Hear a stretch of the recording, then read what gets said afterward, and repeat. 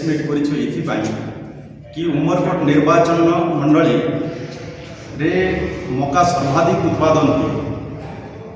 किंतु इठी मका चाषी मानी सरकार सेमिति कौन प्रकार सुविधा करना जिते बड़े मका चाषी इठी मका जो बिहन पाई विशेषकर से प्राइवेट कंपनी पर डिपेंड करती जहाँकि 3 केजी बिहन को 1200-1400 टंका रे बिक्री हुए। बिहन दरदाम उपरे कौन प्रकार सरकार कंट्रोल रोना मका लगेवा परे भी मका चाष पाई जो सार रासायनिक सार जो आवश्यकता है ठीक समय रे लोक सार पाती ना चढ़ा दर रे सार किणवा पड़ी था तत्सहित इठी सार न मिले से छत्तीसगढ़ में डुप्लिकेट सार भी चढ़ा दर रे किणिकिना से चाष कार्य लगे था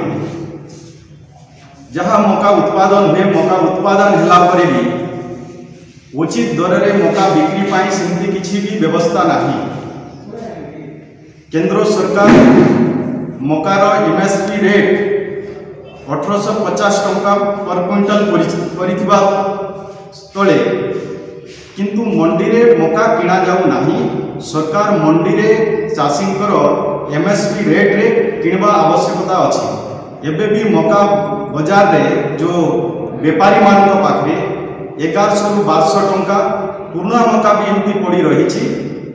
सी रेट रे जो मका बिकुछंती जहाँ फल चाषींकर बहुत क्षति सहवाक पड़े। आज गरीब चाषी से माने मका उत्पादन होगा परे परे तांकर बाकी कार्य पाई मका बिक्री करिकिना तांकर बाकी चाष कार्य करिथां किंतु से माने उचित दर ठीक समय से माने पाई पारु नाहंती। तेणु आमे आपणकर जरिया सरकार को